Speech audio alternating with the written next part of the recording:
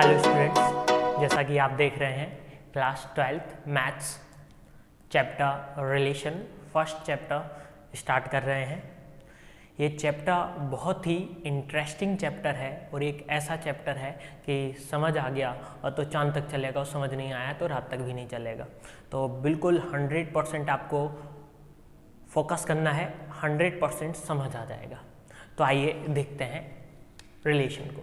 तो रिलेशन को समझने से पहले हमें कुछ और बातें जाननी होंगी। जैसे सबसे पहले हमने देखा किसको, ऑर्डर्ड पेयर यानी क्रमित युग्म को। तो क्रमित युग्म क्या होता है इसको जानते हैं।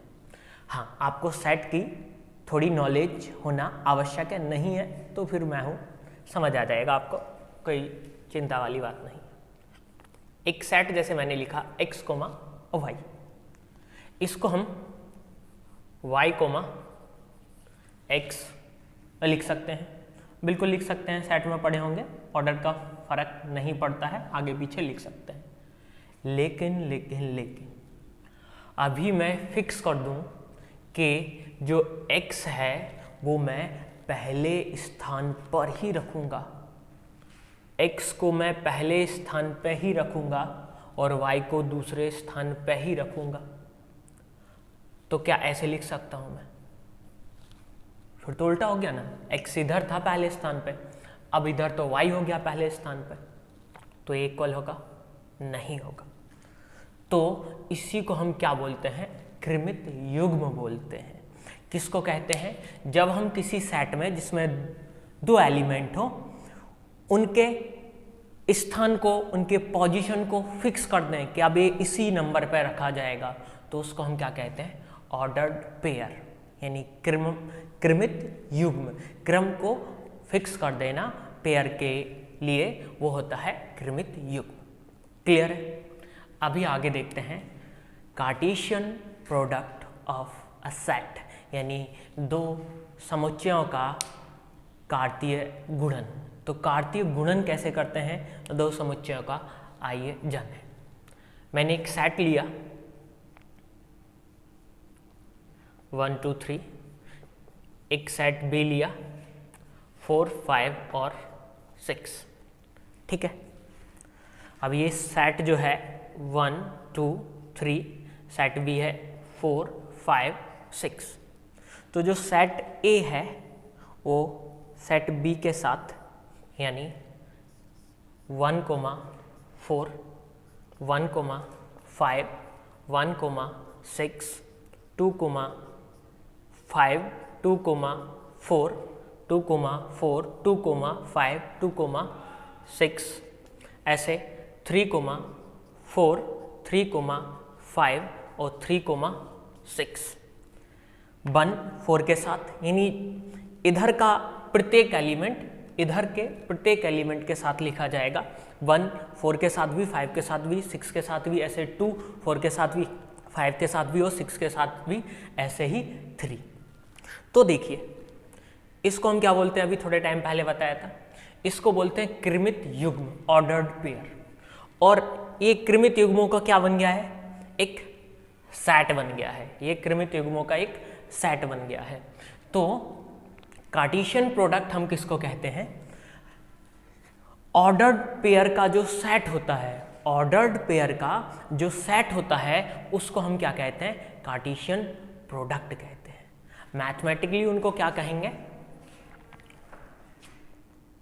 A क्रॉस B जो होता है उसको हम कहेंगे A, B such that A belongs to A और B बिलोंग्स टू B। अभी देखिए, जैसे ये पहला एलिमेंट देखो, इधर क्या है 1 1 1, दूसरा पहला एलिमेंट इधर क्या है 2 2 2, पहला एलिमेंट इधर क्या है 3 3 3। तो देखिए जो सेट A था उसी में था 1, उसी में था 2, उसी में था 3, यानी पहले नंबर पे जो आया है वो किस सेट से आया है? सेट A से आया है।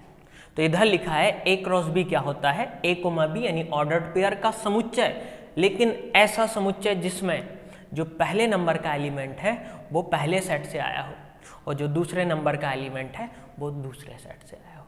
इतनी बात क्लियर? कि ए क्रॉस बी यानी कार्तीय गुणन कार्टेशियन प्रोडक्ट क्या होता है, ऑर्डर्ड पेयर का सेट होता है जिसमें पहला एलिमेंट सेट ए से हो और दूसरा एलिमेंट सेट बी से हो। क्लियर। अब देखते हैं रिलेशन को। रिलेशन क्या होता है? Relation is the subset of Cartesian product. जो रिलेशन होता है वो कार्टेशियन प्रोडक्ट का सबसेट होता है। रिलेशन क्या होता है? कार्टेशियन प्रोडक्ट का सबसेट होता है। तो सबसे पहले सबसेट को अगर जानकारी ना हो तो बता दूं। एक सेट है जिसमें 1, 2 दो एलिमेंट हैं, एक दूसरा सेट है जिसमें 1, 2, 3 एलिमेंट है। तो देखो इधर ए जो है वो बी का सबसेट होगा क्योंकि ए का प्रत्येक एलिमेंट बी में है। यदि सेट ए का प्रत्येक एलिमेंट सेट बी में प्रेजेंट है तो सेट ए सेट बी का सबसेट होगा। तो रिलेशन क्या होता है? रिलेशन ए क्रॉस बी यानी कार्टेशियन प्रोडक्ट का सबसेट होता है, यानी जो जो एलिमेंट कार्टेशियन प्रोडक्ट में है उन्हीं में से कुछ किस में जाएंगे? रिलेशन में। अब हमें रिलेशन पढ़ने के लिए केवल किसको देखना है? कार्टेशियन और प्रोडक्ट को देखना है। हम कार्टेशियन प्रोडक्ट को देख पाएंगे तो फिर हम रिलेशन को भी। मैंने एक क्वेश्चन लिखा इधर, समुच्चय ए में आर एक संबंध ए रिलेशन ए का ए के साथ रिलेशन है, आर सबसेट है ए क्रॉस ए का, रिलेशन में लिखने वाला हूँ। ए इक्वल 1, 2, 3 है। तो देखो अभी मैंने क्या बताया, जो रिलेशन होता है वो सबसेट होता है। ए क्रॉस बी का दो सेट की आवश्यकता होती है। इसमें मैंने बी को भी क्या मान लिया है? ए मान लिया है, इस वजह से केवल ए सेट को लिखा है। तो सबसे पहले तो पता कर लेते हैं कि ए क्रॉस ए में क्या आएगा। तो ए क्रॉस ए में क्या आएगा? ए ही दो बार है। ए क्रॉस ए में क्या आएगा? 1, 1 के साथ पेयर बनाएगा, 1, 2 के साथ पेयर बनाएगा, 1, ऐसे 3 के साथ, ऐसे 2, 1 के साथ, 2, 2 के साथ, 2, 3 के साथ, ऐसे एज इट इज 3, 1 के साथ, 3, 2 के साथ और 3, 3 के साथ। ठीक है, अब आगे देखते हैं। ये तो हो गया ए क्रॉस ए। अब मैंने इधर एक रिलेशन लिखा, उस रिलेशन में लिखा हुआ है कि रिलेशन इस प्रकार है कि ए बा बी बोथ आर इवन,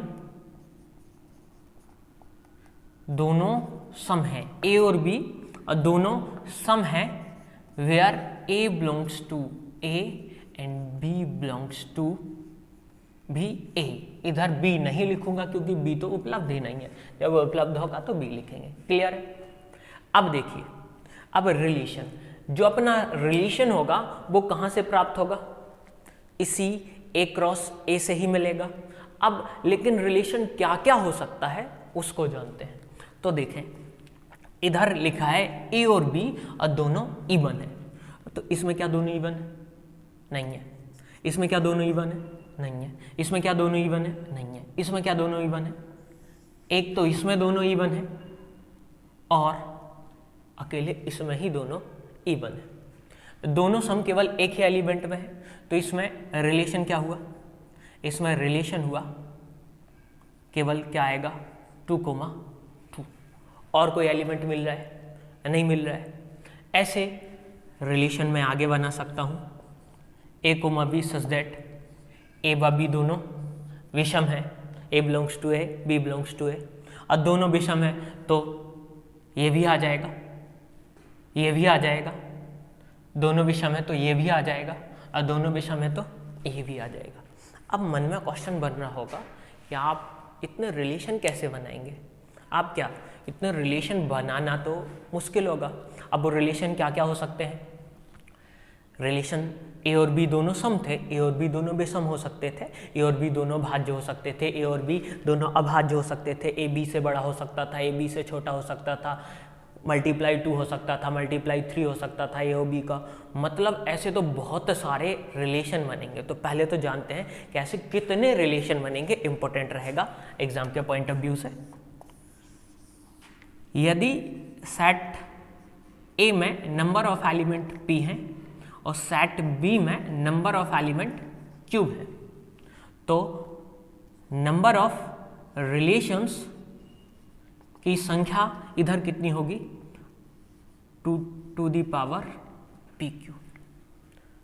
कितने रिलेशन बनेंगे, इधर सेट ए में 3 और सेट ए में फिर से 3, यानी 2 की पावर 9, यानी 512 प्रकार के रिलेशन इधर बनेंगे। अब इतने रिलेशन को पढ़ेंगे क्या, इतने रिलेशन को नहीं पढ़ेंगे। जो स्पेसिफिक कुछ रिलेशन है उन रिलेशन को हम पढ़ेंगे। तो नोट कर लीजिए, आगे बढ़ते हैं। तो अब देखते हैं टाइप ऑफ रिलेशन, यानी संबंधों के प्रकार। अब रिलेशन के जो टाइप हैं, पहला टाइप देखते हैं नल रिलेशन, यानी रिक्त संबंध। आप रिक्त समुच्चय पढ़े होंगे। अब देखिए, मैंने इधर एक क्वेश्चन लिखा, एग्जाम्पल से समझाते हैं। एक रिलेशन है A comma B such that, यानी ए कोमा बी इस प्रकार है कि A B equal 5a for every a and b belongs to a। ये एक रिलेशन लिखा है।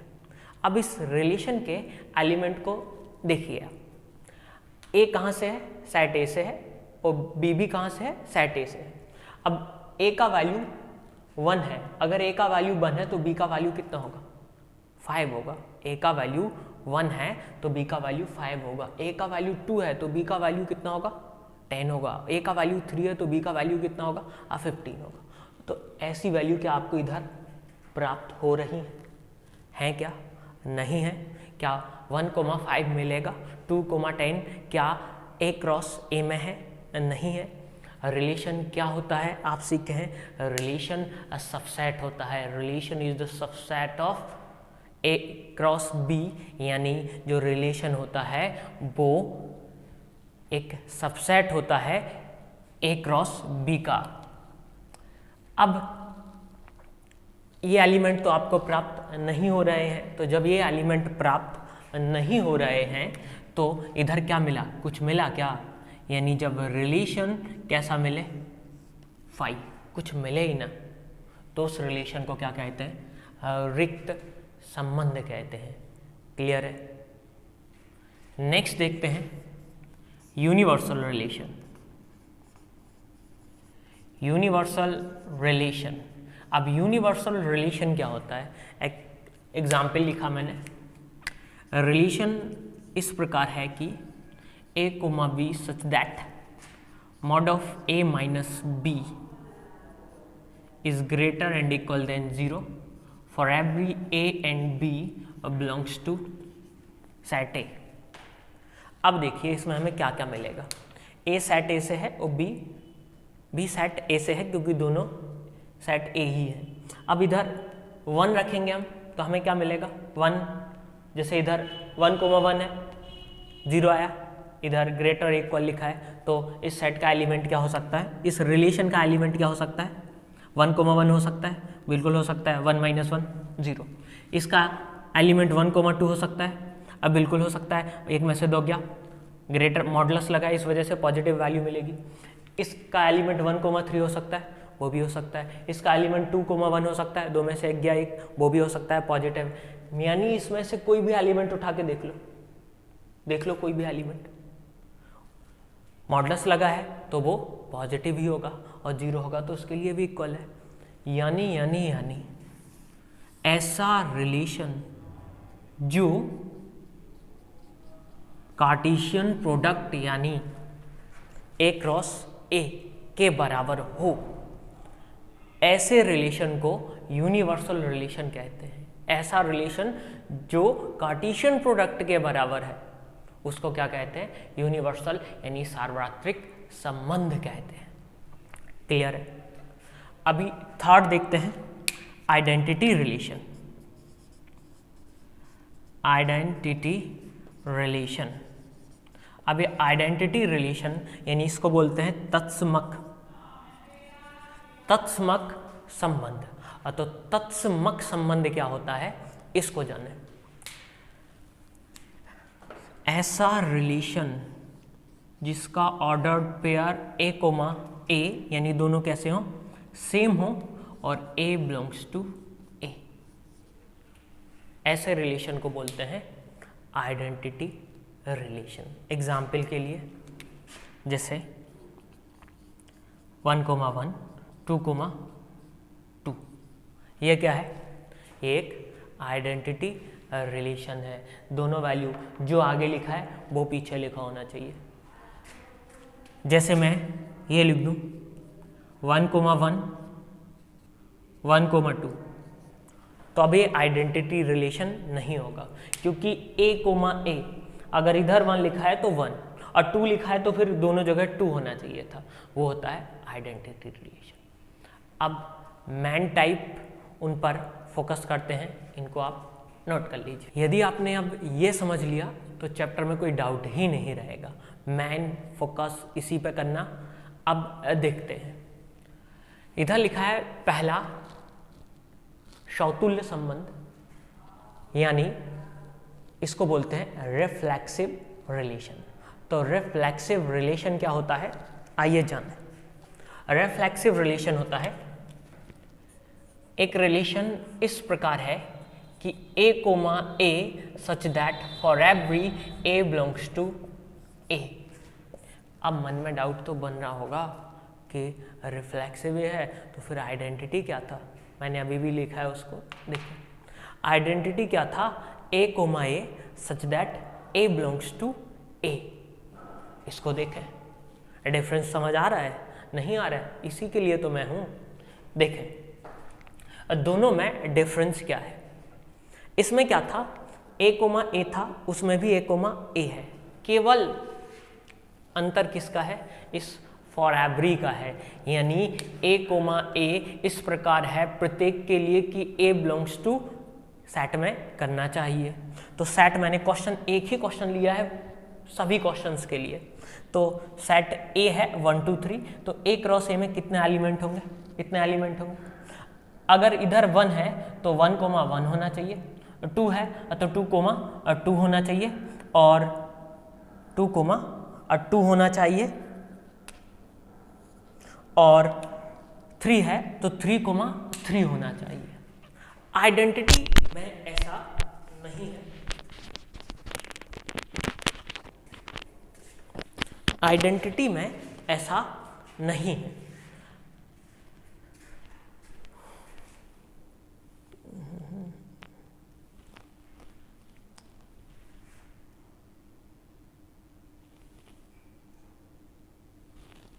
देखें आइडेंटिटी रिलेशन में ऐसा नहीं है। आइडेंटिटी रिलेशन क्या कहता है, प्रत्येक के लिए नहीं भी हो सकता है, बस क्या होना चाहिए, उसमें होना चाहिए कि अगर जो फर्स्ट एलिमेंट है वही सेकंड एलिमेंट होना चाहिए, जो फर्स्ट एलिमेंट है वही सेकंड एलिमेंट होना चाहिए। इसमें लेकिन क्या है, इसमें अगर सेट में सेट अगर ये लिखा हो, दिखाई दे रहा है 1 2 3 4 5, तो रिफ्लेक्सिव वो तभी होगा जब उसमें 1 1 होगा, 2 2 होगा, 3 3 होगा, 4 4 होगा और 5 5 होगा, तभी वो रिफ्लेक्सिव होगा। लेकिन आइडेंटिटी वो तब भी हो सकता है जब उसमें अकेला 1 1 हो या अकेला 1 3 हो, तो वो रिफ्लेक्सिव हो जाएगा। क्लियर है, वो रिफ्लेक्सिव नहीं तो वो आइडेंटिटी हो जाएगा। रिफ्लेक्सिव तभी होगा जब जितने एलिमेंट हैं वो सभी सेम के सेम हो और सब के सब हों। एग्जाम्पल के लिए देखते हैं, जैसे देखें सेट क्या लिखा है, सेट लिखा है 1 2 3, 1 2 3 लिखा है। अब इसमें 1 1 है, सेम सेम लिखा है, बिल्कुल लिखा है, 2 2 लिखा है, बिल्कुल लिखा है, 3 3 लिखा है, बिल्कुल लिखा है। ये सेट कैसा है, ये रिफ्लेक्सिव यानी समतुल्य है। अगर मैं इसमें 4,4 ऐड कर दूं तो अब ये समतुल्य नहीं होगा। क्यों नहीं होगा, क्योंकि सेट में ही नहीं है ना 4, या तो सेट में होना चाहिए तब होगा। समझ रहे हैं। दूसरा खुद से बताएं, क्या ये रिफ्लेक्सिव है, समतुल्य है, सोच लिए होंगे, ये रिफ्लेक्सिव नहीं है। ये रिफ्लेक्सिव क्यों नहीं है? क्योंकि सेट में 3 एलिमेंट है, तो 1 1 भी होना चाहिए, 2 2 भी होना चाहिए और 3 3। तो इसमें 1 1 है, 2 2 है, लेकिन 3 3 नहीं है। क्या ये रिफ्लेक्सिव है? बताएं। देखो रिफ्लेक्सिव ए कोमा ए जितने हैं ना उन सब के लिए, तो 1 1 है, 2 2 है, 3 3 है। अब इसके अलावा और क्या है, उससे क्या मतलब है? कुछ भी रहे, जो हमें चाहिए था वो मिल चुका है। तो ये कैसा संबंध है? ये समतुल्य संबंध है। क्लियर है? समतुल्य संबंध क्या होता है? ऐसा रिलेशन जिसमें A comma A such that for every A belongs to A, जो पहला एलिमेंट है वही दूसरा एलिमेंट होगा और सेट ए में जितने हैं वो सबके सब होने चाहिए, तो तभी वह समतुल्य संबंध होगा।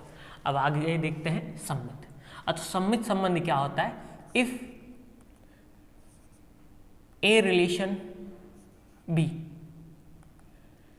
ए का जो संबंध बी के साथ है, बी का वही संबंध ए के साथ यदि होगा तो वह संबंध सम्मित होगा, अन्यथा वह संबंध सम्मित नहीं होगा। यानी कहने का मतलब है ए का जो संबंध बी के साथ है वही संबंध बी का ए के साथ होना चाहिए। जैसे इस एग्जाम्पल के लिए ही लिखते हैं, if A comma B belongs to R, यदि ए कोमा बी आर में बिलोंग कर रहा है तो बी कोमा ए को भी आर में बिलोंग करना पड़ेगा। यदि नहीं करता है तो वह संबंध सम्मित नहीं होगा। ए और बी दोनों किससे बिलोंग कर रहे हैं? सेट ए से बिलोंग कर रहे हैं। तो सम्मित संबंध क्या होता है? यदि ए कोमा बी बिलोंग कर रहा है किससे? रिलेशन से। यानी रिलेशन में यदि ए कोमा बी है तो बी कोमा ए भी रिलेशन में होना चाहिए, तभी संबंध सम्मित होगा। चलिए देखते हैं। ये एक रिलेशन लिखा है, 4 एग्जाम्पल लिखे हैं, 1, 2 है इसमें। अब रिलेशन में अगर 1, 2 है तो रिलेशन में क्या होना चाहिए? 2, 1 होना चाहिए। दोनों इसमें 2, 1 है, आगे चेक करने की जरूरत ही नहीं। ये रिलेशन जो है वो सम्मित संबंध नहीं है। इसको चेक करो, 1, 2 है, अगर ए कोमा बी है तो बी कोमा ए भी होना चाहिए। 1, 2 है तो 2, 1 होना चाहिए। 2, 1 है, बिल्कुल है। 2, 2 है तो 2, 2 होगा। तो 2, 2 है तो देखो 2, 2 भी लिखा है। 2, 2 का उल्टा क्या होगा? 2, 2 होगा, और 2, 2 पहले से लिखा है। क्लियर है?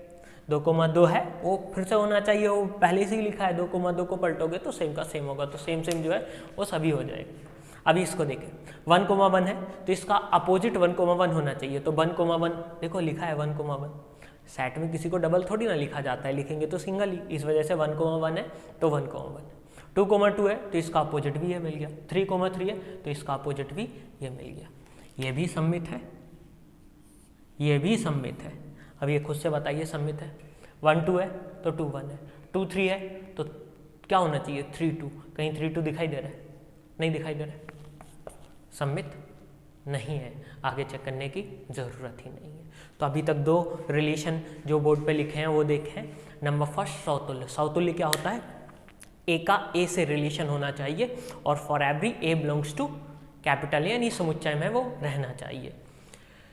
सम्मित में क्या देखा? यदि ए कोमा बी बिलोंग कर रहा है एक रिलेशन में तो उसका अपोजिट बी कोमा ए भी उसमें बैठा हुआ होना चाहिए। अगर नहीं है तो सम्मित नहीं है। नेक्स्ट देखते हैं संक्रामक यानी ट्रांजिटिव रिलेशन। ट्रांजिटिव रिलेशन क्या होता है उसको देखते हैं। If A comma B belongs to R, यदि ए और बी आर में बिलोंग कर रहा है और बी कोमा सी भी आर में बिलोंग कर रहा है तो ए कोमा सी को आर में बिलोंग करना पड़ेगा। यदि उसको ट्रांजिटिव होना है तो उसको बिलोंग करना पड़ेगा। और ए बी सी तीनों कहाँ से हैं? वो सेट ए से। तो एक बार मैं रिपीट करे दे रहा हूँ, यदि जो संबंध ए का बी से है और इधर क्या और 2 कंडीशन गिवन होगी और वही संबंध बी का सी से है तो वही सेम संबंध ए का सी से यदि होगा तो वह संबंध ट्रांजिटिव यानी संक्रामक होगा, अन्यथा नहीं होगा। चलिए देखते हैं। 1,2 है, 1,2 है, तो देखो अगर 1,2 है, जहां हमने खत्म किया a, b, तो अब स्टार्ट कहां से करेंगे, b, c, तो b से। अगर 1,2 है तो अब ढूंढो 2 से स्टार्ट हो रहा है कहीं, तो 2,3 है। a, b हो गया, b, c हो गया, यानी उस रिलेशन में 1,2 भी है, 2,3 भी है, तो अब क्या होना चाहिए 1,3। तो क्या 1,3 लिखा है, नहीं लिखा है, यह संबंध संक्रामक संबंध नहीं है। नेक्स्ट में खुद बताएं। 1,2 है, अब a, b हो गया, तो b, c जिस पे खत्म हुआ उसी से स्टार्ट हो रहा है, तो देखो 2,1 है, दिखाई दे रहा है 2,1 है, 1,2 है, 2,1 है, तो अब क्या होना चाहिए 1,1। ए रिलेशन बी रिलेशन सी, तो ए रिलेशन सी, 1,1 बैठा है। अभी बात खत्म नहीं होती है, आगे चेक करना है। 2,2 है, तो देखो 2,2 है, तो इसके पीछे वाला भी 2,2 दिखाई दे रहा है, 2,2 यानी ये 2,2 ऐसे दिखाई दे रहा है 3 बार मुझे, तो 2,2 2,2 डबल ट्रिपल लिखते ही नहीं समुच्चय में, तो 2,2 है, तो 2,2 है, तो फिर 2,2 है, इस वजह से ये तो सही लिखा है। सेम 3,3 के लिए चलेगा। अब देखो 1,3 है, तो ये 3 पे खत्म हुआ, 3 पे खत्म हुआ, तो चेक करो 3 से और कोई स्टार्ट तो नहीं हो रहा है, हो रहा है। 1,3 है, 1,3 है, 3,3 है, तो अभी क्या होना चाहिए 1,3, तो देखो 1,3 लिखा हुआ है, तो ये भी कैसा हुआ, ट्रांजिटिव हुआ, ये भी ट्रांजिटिव हुआ। क्लियर हो रहा है। आगे देखो 1,1 है, 3 बार दिखाई दे रहा है, 1,1 है, तो 1,1 है, तो 1,1 है, सेम ऐसे 2,2 3,3, तो ये भी संबंध कैसा हुआ, ट्रांजिटिव हुआ। क्लियर है। एक बार रिपीट कर दूं टाइप्स ऑफ रिलेशन को। सबसे पहले मैंने बताया था नल रिलेशन, ऐसा रिलेशन जिसमें कोई एलिमेंट ही ना हो। दूसरा यूनिवर्सल, जब relation Cartesian product a cross a के बराबर हो तो रिलेशन क्या कहलाएगा, यूनिवर्सल। उसके बाद बताया था identity relation, R equal a belongs to set A। बस इसमें फॉर एवरी नहीं है, उस सेट में अगर 1 2 3 4 5 है, इसमें 1 1 2 2 3 3 है, तो कम चल जाएगा, आइडेंटिटी है। लेकिन रिफ्लेक्सिव में R equal a belongs to a, such that a for every a belongs to a, मतलब a में जितने एलिमेंट लिखे हैं समुच्चय में उन सब के साथ 5 एलिमेंट लिखे हैं 1 2 3 4 5, तो 1 1 2 2 3 3 4 4 5 5 होना आवश्यक है। इसके अलावा कुछ भी है उससे हमें मतलब नहीं है। अब रिफ्लेक्सिव के बाद सिमेट्रिक, यदि a, b रिलेशन में है तो b, a को रिलेशन में होना पड़ेगा यदि उसे सममित होना है। संक्रामक के लिए यदि a, b रिलेशन में है और b, c रिलेशन में है तो a, c को रिलेशन में होना पड़ेगा। क्लियर है। अतुल्यता को सुन लीजिए। इक्विवेलेंट रिलेशन क्या होता है, तुल्यता संबंध ऐसा रिलेशन जो समतुल्य है, सममित है और संक्रामक है। मतलब यह कंडीशन भी होनी चाहिए, यह कंडीशन भी होनी चाहिए, और ये जब ये तीनों मिल जाएंगे तो उस रिलेशन को हम क्या बोलेंगे, इक्विवेलेंट रिलेशन। जो आपने पढ़ा है एक बार उसको फिर से देख लीजिए, रिवाइज करेंगे, 100% क्लियर हो जाएगा। उसको लिख लीजिए बिल्कुल अच्छे से। इस चैप्टर के क्वेश्चंस एक नेक्स्ट वीडियो में करेंगे। वीडियो पसंद आई हो तो लाइक करें, और चैनल को अभी तक सब्सक्राइब ना किया हो तो सब्सक्राइब कर लें, और वीडियो को ज़्यादा से ज़्यादा शेयर करें। Thank you.